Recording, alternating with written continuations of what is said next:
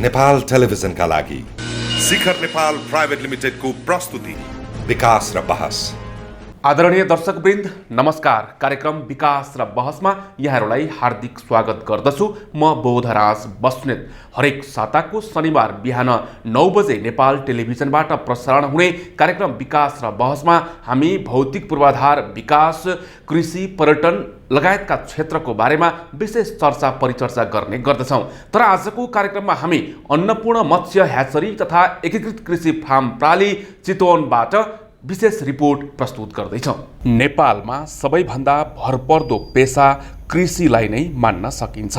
धेरै नेपालीहरूको जीविकोपार्जनको माध्यम कृषि र कृषिजन्य वस्तुको उत्पादन नै रहेको छ। कृषि नै समाजको सबैभन्दा पुरानो र भरपर्दो पेसा भएकोले मानव सभ्यताको विकास क्रमसँगै परम्परागत रूपमा खेतीपाती गर्ने प्रचलनको सुरुवात भएको हो। पछिल्लो समय वैदेशिक रोजगारीका लागि विदेश पलायन हुने नेपालीहरू समेत स्वदेश फर्किएर कृषि पेसामा लागेको देख्न सकिन्छ। स्वदेशी माटोमा श्रम गरी आफ्नै देशप्रति योगदान गर्नु भनेको प्रशंसनीय पक्ष नै हो। नेपालको सन्दर्भमा कृषि र कृषिजन्य क्रियाकलाप अन्तर्गत पर्ने मत्स्य पालन वर्तमान अवस्थामा निकै लोकप्रिय बनिरहेको छ। व्यावसायिक रूपमै माछा पालनको आकर्षण बढ्दै गइरहेको पछिल्लो समयमा नेपालका विभिन्न स्थान र क्षेत्रहरूमा मत्स्य पालन भइरहेको छ। त्यसमध्ये पनि चितवन जिल्लाको अन्नपूर्ण मत्स्य ह्याचरी तथा एकीकृत कृषि फार्म प्रालीले व्यावसायिक रूपमै माछा पालनको सुरुवात गरेको छ। करिब 20 बिघाको क्षेत्रफलमा पोखरी निर्माण गरी मत्स्य पालनको सुरुवात गरिएको हो। यसमा चाहिँ हजुरलाई भन्दाखेरि एउटा चक्लाबन्दी, सरकारले चक्लाबन्दी गर्ने भनेको जस्तै चाहिँ सोचमा चाहिँ हामी लागेर चाहिँ यसमा 36जना जति के अरे हाम्रो चाहिँ जग्गादाताहरू हुनुहुन्छ।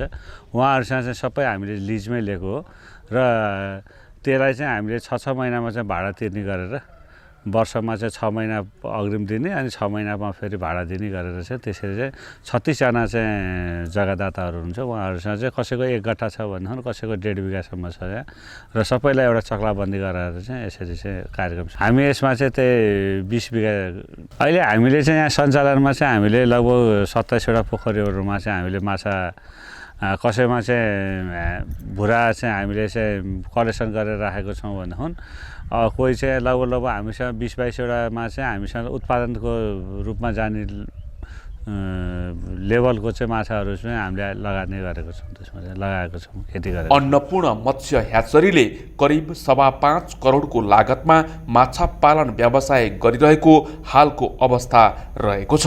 त्यसै गरी वार्षिक 600 टन माछा उत्पादन गरी बिक्री वितरण गर्ने लक्ष्य लिएको ह्याचरीले भारतीय माछासँग प्रतिस्पर्धा गरी स्वदेशी माछालाई नै अग्रपङ्क्तिमा ल्याउने प्रयास गरिरहेको छ।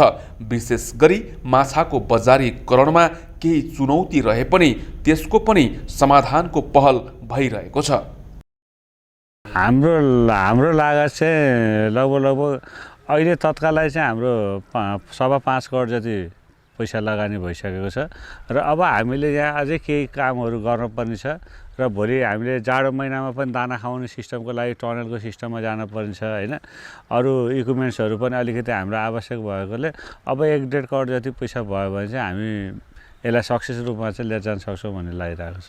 अहिले अब हामीलाई त खास के छ भन्दाखेरि अहिले हामीले पहिलो सुरुवात पनि भयो। हाम्रो मार्केटिङले पनि अलिकति अब नेपालमा मार्केटिङको त दुःखै छ, किनकि यसलाई चाहिँ जो हिजोदेखिको मार्केटमा जमिरहेको मान्छेहरूबाट चाहिँ हामी नयाँ फेसमा जान पर्यो।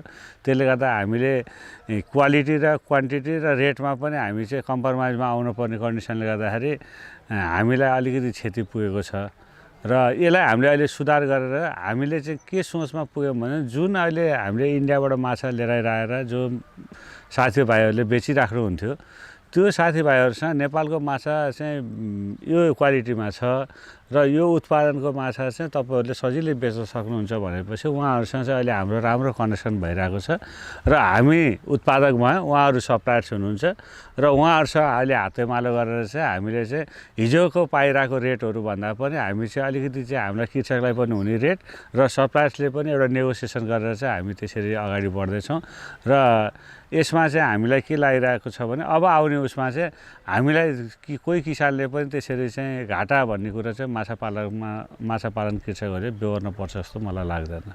माछा पालन व्यवसायमा मुख्य गरी पोखरीको व्यवस्थापन, पोखरीमा पोखरी अनुपातको पानीको व्यवस्थापन, माछाको भुराको व्यवस्थापन र दानाको प्रबन्धको कुराहरू नै पर्दछन्।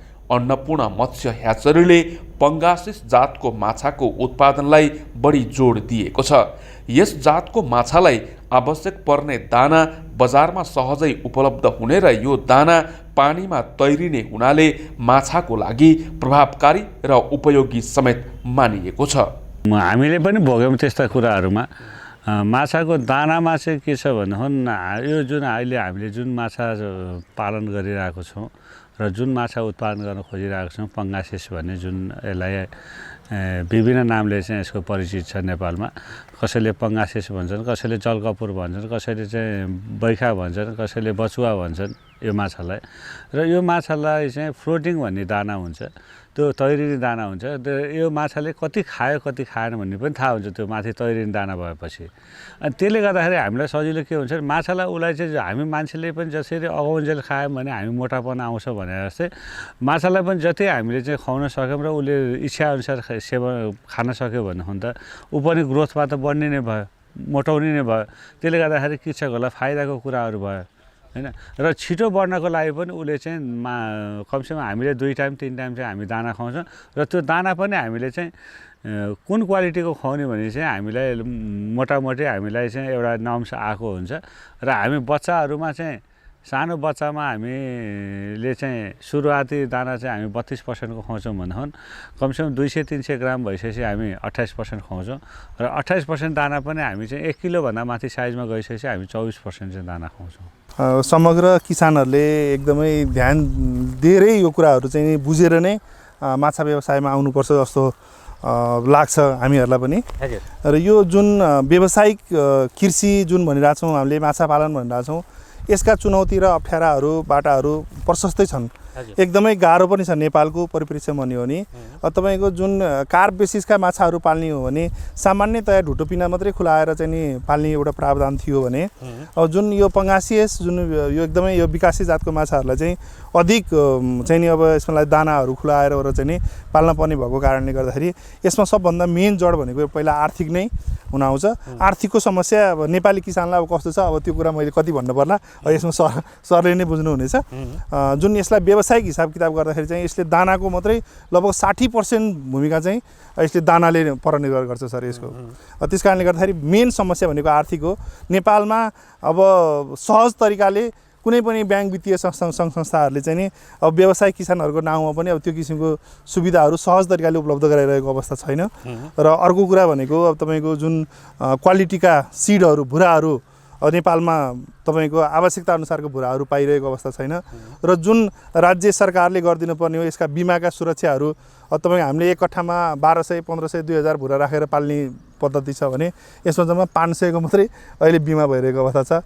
अब यसमा चुनौती त प्रशस्तै छन् र पाइलामा छन्। अब यसलाई चाहिँ कसरी अड्कलेर म्यानेज गरेर लैजाने भन्ने कुरो किसानकै हातको कुरा हो सर। नेपाललाई माछामा आत्मनिर्भर गराउने लक्ष्य लिएको अन्नपूर्ण मत्स्य ह्याचरीले त्यसकै निम्ति अहोरात्र काम गरिरहेको छ। नेपालमा माछाको मुख्य बजार क्षेत्र मानिएको काठमाडौँ र पोखरामा माछाको बढी खपत हुने गरेको छ। त्यसो त हालका दिनहरूमा पश्चिम नेपाल र सुदूरपश्चिममा पनि माछाको खपत हुने गरेको छ। विशेषतः भारतीय माछालाई विस्थापन गरी नेपालमै उत्पादित माछाको खपतलाई बढाउने अन्नपूर्ण मत्स्य ह्याचरीको लक्ष्य रहेको छ। पहिला सुरुमा त जस्तो म 1 वर्ष भयो यो पेसामा आएको, यो 1 वर्षमा एक वर्षको मेरो एक्सपिरियन्सले के भन्छ भन्दा म यसमा धेरै पनि पनि दिएँ मैले, किनकि नयाँ मेरो पेसा पनि भयो। मैले यसलाई कसरी सक्सेस बनाउनु पर्छ भन्नेमा म लाग्दाखेरि मैले यसमा एकदम राम्रो सोच विचार पनि मैले पाएँ र यसका चुनौतीहरू पनि पाएको छु। यसमा के छ भने राम्रो चाहिँ हामीले जुन उत्पादन गरिरहेको छौँ र हामी कृषि मोडालिटीबाट भन्दा व्यावसायिक मोडालिटीबाट जानुपर्छ भन्ने चाहिँ मलाई लागिरहेको छ। हाम्रो कम्पनीको सोच पनि त्यही छ। हामी व्यावसायिक सोचमा गयौँ भनेदेखि हामी नेपालमा आत्मनिर्भर बनाउन सक्छौँ। नेपालमा अहिले देखेको भनेको हजुरको भियतनामबाट आइरहेको छ माछाहरू, जस्तो इन्डियाबाट माछाहरू आइरहेको छ, बङ्गलादेशबाट आइरहेको छ र नेपालमा अहिले हामीले चाहिँ रिसर्च गरेर हाम्रो प्राइभेट हिसाब किताबले हामीले रिसर्च गर्दाखेरि पनि जुन काठमाडौँको मार्केटलाई कति चाहिने, चितवनको मार्केटलाई कति चाहिने, पोखराको मार्केटलाई कति चाहिने भनेर हाम्रो सोचमा चाहिँ हामीले सबै त्यहाँको चाहिँ सानोदेखि ठुलो ग्राहकहरूसम्म पनि हामी पुग्न भ्यायौँ र नेपालमा करिब 60 टन जति माछा भयो भने काठमाडौँ, पोखरा, चितवन लगायतका यो जोडेका जिल्लाहरूमा चाहिँ हामी चाहिँ लगभग 60 टन चाहिँ दैनिक चाहिँ हामीले खपत हुँदो रहेछ र त्यति उत्पादन गर्न सक्यौँ भने नेपालमा चाहिँ आत्मनिर्भर हुन्छ।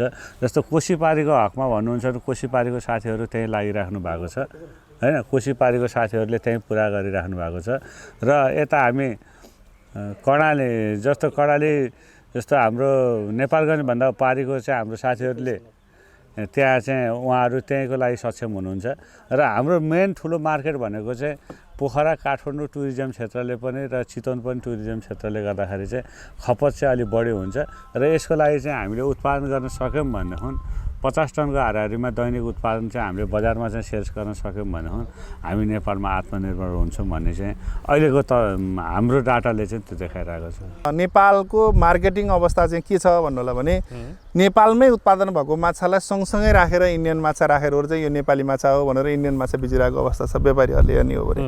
र हिजोको दिनहरूमा आजको अवस्थामा अब यसलाई हामीले चिर्दै जानुपर्छ भन्ने हिसाब किताबले हामीले यहाँ अब सिडिओ कार्यालयदेखिबाट लिएर खाद्य तथा गुण नियन्त्रण कार्यालयहरूदेखिबाट लिएर मत्स्य चाहिँ अब प्राविधिकको कार्यालयहरूदेखिबाट लिएर अब अहिले पशु भेटनरी विज्ञ केन्द्रहरूदेखिबाट लिएर हामीले बजार अनुगमन गर्ने कामहरू जुन फर्मालिनको विषयहरूमा चाहिँ पटक पटक उठाइरहेको छौँ। जुन आयातित माछालाई चाहिँ म पुरै फर्मालिन हालेको र आएको कारणले गर्दाखेरि चाहिँ नि त्यो क्वालिटीको माछाहरू हामीले खाँदाखेरि चाहिँ 55 देखि 60% क्यान्सर हुन्छ भन्ने किसिमको चाहिँ नि त्यो कुराले गर्दाखेरि चाहिँ नेपाली माछा पालन चाहिँ अलिकति चाहिँ ओझेलमा परिरहेको अवस्था हो।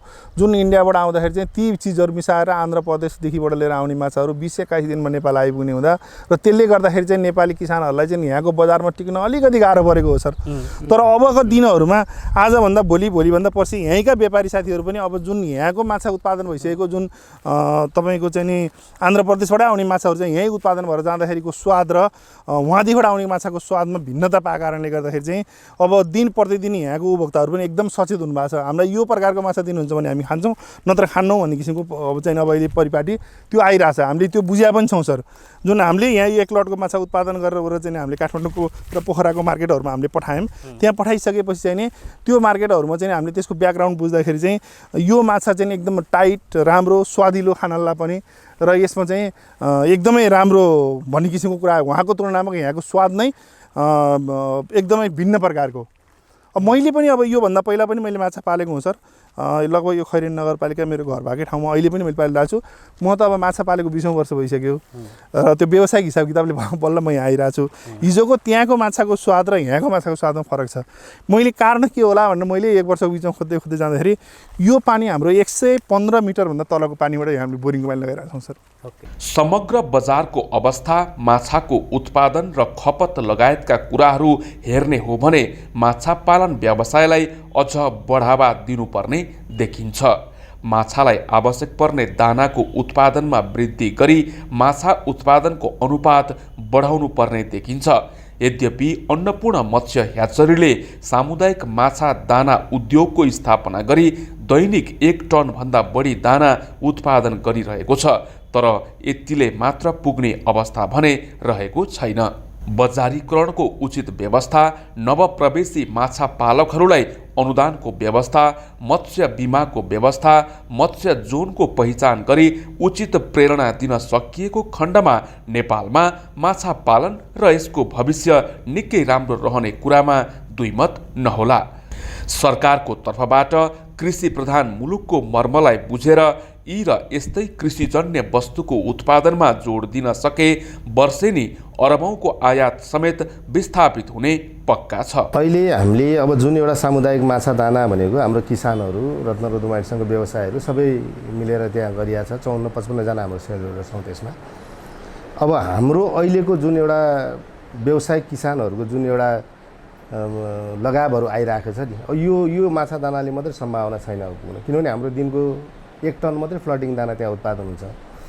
अब भोलिको दिनमा चाहिँ यसले पुर्याउन सक्ने अवस्था छैन। त्यही भएर हामीले चाहिँ दिनको 60 टनको फ्लटिङ दाना उत्पादन हुने मेसिन हामीले एग्रिमेन्ट पनि गरिसकेका छौँ, जुन चाहिँ एउटा इन्टरनेसनल कम्पनीसँग हामीले एन्ड्रिजसँग त्यो सम्झौता पनि गरिसकेका छौँ। अबको 1 वर्षभित्रमा अब आउने चैतमा चाहिँ हामीले त्यसको उत्पादन सुरु पनि गर्छौँ। अब यो माछालाई कसरी आत्मनिर्भर गराउने भन्ने विषयमा मैले भनिहालेँ। सबभन्दा पहिला भुरामा, त्यसपछि अब तपाईँको दानामा। अब दानामा के गर्न सकिन्छ भने अब किसानलाई यो फ्लोटिङ यो जुन अहिले हामीले हालिरहेका छौँ, हजुरहरूले पनि देख्नुभयो, यो दाना खुवाउनुपर्छ भन्ने किसिमको धारणै छैन कति किसानहरूलाई। यो दाना खुवाएर चाहिँ तपाईँ जस्तै गाई पालनमा हिजो चाहिँ नि यति चाहिँ ढुटो पिठो सामग्री घरको मकैको पिठो खुलाएर चाहिँ गाई पालिरहेको अवस्था र अहिले चाहिँ वृहत दुध दिने गाईहरू पाल्दाखेरिमा चाहिँ त्यसलाई तिन किसिमको चाहिँ विभिन्न पौष्टिक आहारहरू खुलाएर चाहिँ उत्पादन गर्ने दुधमा फरक छ सर। त्यस्तै हो माछा पनि। र यो दानामा केही सर्टेन पर्सेन्ट केही समयको लागि 25% देखि 30% अनुदान दिनुपर्छ भनेर त्यो किसिमले हामीले प्रदेश सरकारसँग पनि र केन्द्रीय सरकारसँग पनि कृषि विभागहरूमा हामीले एक किसिमका पत्रचारहरू गर्ने, अब जाँदाखेरि अन्तर्क्रिया कार्यक्रमहरू गर्ने र भन्ने कुराहरू चाहिँ। दर्शकवृन्द, अब हामी अर्को एक रिपोर्ट प्रस्तुत गर्दैछौँ जुन केरा खेतीसँग सम्बन्धित रहेको छ। नेपालको कृषि क्षेत्रमा महत्त्वपूर्ण योगदान गरेको चितवन जिल्लाले पछिल्लो समय केरा खेती र यसको उत्पादनमा पनि महत्त्वपूर्ण भूमिका निर्वाह गरिरहेको छ। अन्य खेतीबाट भन्दा केरा खेतीबाट मनग्गै आम्दानी हुने भएपछि किसानहरू यस खेतीतर्फ आकर्षित भएका हुन्। नगदे बालीको रूपमा रहेको केरा खेतीको विस्तार गर्ने क्रममा एसएस केरा फार्म प्राली चितवनले हाल 100 बिघा जमिनमा केरा खेती गरिरहेको छ। वैदेशिक रोजगारीलाई समेत बहिष्कार गरी केरा खेतीमा संलग्न हुनुभएका एसएस केरा फार्मका सञ्चालकहरू केरा खेतीबाट सन्तुष्ट नै रहेका छन्। विक्रम सम्वत 2061 सालबाट सुरु गरिएको केरा खेती हालसम्म आइपुग्दा 100 बिघामा परिणत हुनु आफैमा गौरवको विषय पनि हो। यो 2061 सालबाट मैले यो केरा व्यावसायिक रूपमा सुरु गरेको हो। त्यसभन्दा अगाडि म विदेश जाने सिलसिलामा विदेशकै लागि दौडिरहेको थिएँ। अनि मैले चाहिँ यहाँ एकजना दाइ हुनुहुन्थ्यो मेरो, दाइले चाहिँ लगभग 53-54 सालबाट केरा खेती गरिरहनु भएको थियो। अब विदेश भएन भने तँलाई यही ठिक छ त, मलाई केरा गरेर ठिक छ भने त किन विदेश जानु पर्यो भन्ने उहाँले एउटा ऊर्जा दिनुभयो, सल्लाह दिनुभयो। अनि त्यसो हुँदाखेरि मैले 61 सालबाट चाहिँ व्यावसायिक रूपमा केरा खेती सुरुवात गरेँ। मैले 10 कट्ठाबाट सुरुवात गरेको। 2061 सालमा 10 कट्ठाबाट सुरुवात गरेर आज यहाँसम्म लगभग अहिले म निजी र साझेदारी गर्दाखेरि झन्डै 100 बिघा हाराहारीमा व्यवसाय गर्न चाहिँ सफल भएको छु। कृषि कर्म र कृषि क्षेत्रको आफ्नै विशेषताहरू छन्। कृषि पेसामा आइपर्ने झन्झट, चुनौती र अप्ठ्याराहरू त सामना गर्नुपर्छ नै, त्यसमा पनि उत्पादित वस्तुको बजारीकरणमा पनि समस्या बिहोर्नुपर्छ। त्यसो त एसएस केरा फार्मको अवस्थिति र त्यसको ठाउँ हेर्दा झन् चुनौतीपूर्ण देखिन्छ। चितवन राष्ट्रिय निकुञ्जको छेउमा रहेको जमिन भएकोले हात्ती, गैँडा जस्ता वन्य जन्तुहरूबाट त्रसित रहनुपर्ने अवस्था रहेको छ। होइन, यो त राष्ट्रिय निकुञ्जकै छेउ पर्यो। अब राष्ट्रिय निकुञ्जकै छेउ हुँदै गर्दाखेरि यहाँ जङ्गली जनावर हात्ती, गैँडा, बँदेल, चित्रीको त यो त राजधानी नै भन्नुपर्छ। चितवनमा त्यति बढी छन् र त्यति आउँछन् पनि। यहाँ वनको सहयोगबाट झड्का तारहरू लगाइन्छ। बेला बेलामा आउने, खाने, गुड्ने, उनीहरूले ढलाउने, लडाउने त त्यो सामान्य केही 10-15% त हामी मनै गरे हुन्छौँ। त्यतिलाई त यो सामान्य नै भइसक्यो यहाँ। अनि यहाँ त जङ्गली जनावरले, हात्तीले जस्तै हामीले पहिलो वर्ष रोप्दै गर्दा आज बिरुवा रोप्दै गयो, भोलि रातभरिमा बँदेलले उखालेर फालिदिइसक्ने, खाइदिइसक्ने। फेरि लिएर आएर गाना रोप्यो, पर्सि त उखालेर खाइसक्यो। रातभरि एउटा ट्र्याक्टर लिएर रातभरि ट्र्याक्टर यो बगानमा दौडाएर अनि राति ट्र्याक्टरले धपाएर यो हुर्काउन सफल भएको यहाँ। यदि जो पाइ किसान यदि अलि जिम्मेवार नभइदिएको भए यहाँबाट पहिले पलायन भइसक्थ्यो। हामी 4-5 वर्ष भइसक्यो यो फर्ममा काम गरेको जङ्गलको क्षेत्रमा, अनि अरू भए धेरैले चाहिँ सक्थेनन् भन्ने चाहिँ हामीलाई लाग्छ। हाल नेपालमा कम्तीमा 30 प्रजातिका केराहरू रहेको पाइन्छ। अन्य खेतीको तुलनामा केरा खेती चुनौतीपूर्ण पनि रहेको छ। नियमित हुने काम बाहेक केरा खेती गर्दा यसको स्याहार सुसार र संरक्षणमै निकै समय व्यतीत हुने गर्दछ। झार उखेल्ने, गोड्ने, बुङ्गा काट्ने, सुत्ला च्यात्ने लगायतका आन्तरिक कार्यहरू केरा खेती गर्दा गर्नुपर्ने हुन्छ। काम केरा खेती यो काम देखिने हो नि, यसमा काम धेरै छ सर। पात काट्नु पर्यो, बुङ्गा काट्नु पर्यो, सुत्ला च्यात्नु पर्यो, औषधि छर्नु पर्यो, झार मार्नु पर्यो हैन। त्यसपछि अब केरा कटिङको जुन समय हुन्छ त्यो समयमा चाहिँ केरा काट्नु पर्यो, बाहिर निकालिदिनु पर्यो, त्यसलाई गन्दिनु पर्यो, प्याक गरिदिनु पर्यो, गाडीसँग लोड गरिदिनु पर्यो। दिउँसो घामले केरा डढ्छ कि भन्दै त्यसलाई छोप्नु पर्यो।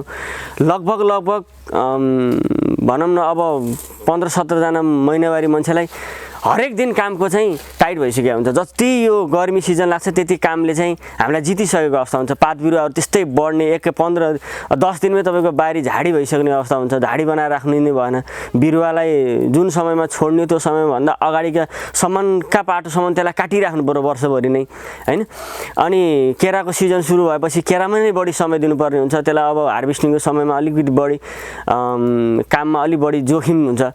त्यो घामले डढ्छ कि अब कोसाको हिसाबहरूदेखि लिएर सम्पूर्ण कुराहरूलाई व्यवस्था मिलाउनु पर्ने हुनाले काम चाहिँ अलिक बढी नै हुन्छ सर केराबारी।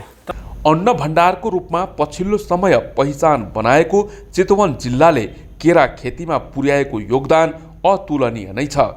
केराको उत्पादकत्वमा वृद्धि र सम्भावना बढेसँगै कृषकहरू केरा खेती गर्न थालेका हुन्। केरा खेतीतर्फ आकर्षित हुँदै गरेका व्यावसायिक कृषकहरूको मागलाई राज्यले पनि सम्बोधन गर्नुपर्ने देखिन्छ। समयमै मल बिउको व्यवस्थापन, केरामा लाग्ने रोगहरूको पहिचान अहिलेको आवश्यकता हो।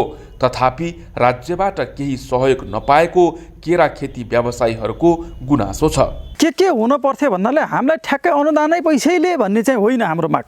हामी खेतीपाती गर्दै गर्दा जस्तै मैले अघि नै भनिसकेँ 100 बिघामा खेती गर्दै गर्दा कतिजनालाई मैले राज्यले दिन नसकेका मासिक तलब 15 जनालाई मैले मासिक तलब दिएर कामदार राखेको छु। 15 जनाको परिवार पालेको छु। दैनिकी रोजगारी हाजिरा लगभग 30-40 जना चाहिँ दैनिकी हाजिरामा काम गरेका हुन्छन्। यो राज्यले दिनुपर्ने टेवामा एउटा फर्मले एउटा व्यक्तिले त्यो सञ्चालन गरेछ। राज्यलाई त यो टेवा पुगेको छ। यहाँको उत्पादनले भारतीय केरालाई विस्थापित गरेको छ। भारतीयबाट आउने पैसा नेपालको अर्थतन्त्रलाई जोगाएको छ, भारत जानीलाई जोगाएको छ। एउटा त्यो काम भइरहेछ। अब राज्यसित हाम्रो अपेक्षा के हो भने यो गुणस्तरीय बिरुवा हो कि होइन, यो बिरुवा कस्तो छ, यसलाई चाहिने मल समयमा हामीले दिन सक्नुपर्छ र यिनीहरू व्यवसायहरू अडिन सक्छन्। यसरी यिनीहरू कृषिमा हामीले समयमा मल जल बिउ उपलब्ध गराउन सक्यौँ भने अनि यी व्यवसाय अडिन्छन् र हाम्रो अर्थतन्त्र पनि रोकिन्छ भन्ने चाहिँ राज्यले ध्यान दिनुपर्ने, त्यो चाहिँ राज्यबाट हुन सकेन। अरू त होइन, यो केरालाई कुनै रोग लायो यदि भने सर यसलाई के लायो भनेर सोध्ने ठाउँ हाम्रो निकाय छैन। एउटा ज्ञान केन्द्र प्रधानमन्त्री आजीविका परियोजना हो, तर उहाँहरू यसको दक्ष विज्ञ चाहिँ हुनुहुन्न। उहाँहरू हामी जस्तै मैले काम गरेको 17-18 वर्षमा मैले बढी सिकेँ होला, उहाँले किताबी मात्रै सिक्नु भएको छ। त्यसले चाहिँ हामी व्यवसायलाई अब चाहिँ पुगेन। हाम्रो माग चाहिँ यो विज्ञको हो त। हामी यो मालभोग जातको केरामा चाहिँ पानामा डिजिजले बढी समस्या ल्याइरहेछ। यो पानामा डिजिजलाई कसरी रोकथाम नियन्त्रण गर्न सकिन्छ भन्ने विषयमा चाहिँ यो विज्ञ केराकै विज्ञ वैज्ञानिक अब हामीले देख्दाखेरि विदेशमै होला, राम्रो विदेशमै हुनुहुन्छ होला विज्ञहरू, त्यस्ता राम्रा केरा बनाएर फलाउनुहुन्छ। उहाँ त केही विज्ञ हुनुहुन्छ होला नि त, उहाँलाई भेटाइदिनुहोस् या ल्याइदिनुहोस् या हामीलाई लैजाने वातावरण गरिदिनुहोस्। 2-4 जना गएर हेरेर सिकेर आउँछौँ या राज्यले सक्छन् उहाँलाई लिएर आएर केही हामीले सिक्न पाइन्थ्यो कि भन्ने चाहिँ हाम्रो चाहना हो राज्यसँग। त्यो पनि हुन सकेको छ। यसरी केरा खेती गरी केरामा आत्मनिर्भर हुने प्रयासमा राज्य लाग्नुपर्ने देखिन्छ। भारतबाट आयात हुने केराको विस्थापन पनि अहिलेको आवश्यकता हो। केरामा लाग्ने पानामा रोग लगायतको अन्य रोगहरूको पहिचान गरी केराको उत्पादनमा वृद्धि गर्न सकिएमा पक्कै पनि केरामा आत्मनिर्भर बन्न सकिन्छ। केरा खपत हुने नेपालका ठाउँहरू चितवन, काठमाडौँ र पोखरा लगायत अन्य स्थानहरूमा पनि यसको वितरण गर्न सकिएमा र अन्य मुलुकमा समेत निर्यात गर्न सकिएमा नेपाल केरा उत्पादनमा अब्बल राष्ट्रको रूपमा ठहरिनेछ। आदरणीय दर्शकवृन्द, आजको कार्यक्रम विकास र बहस यहाँहरूलाई कस्तो लाग्यो?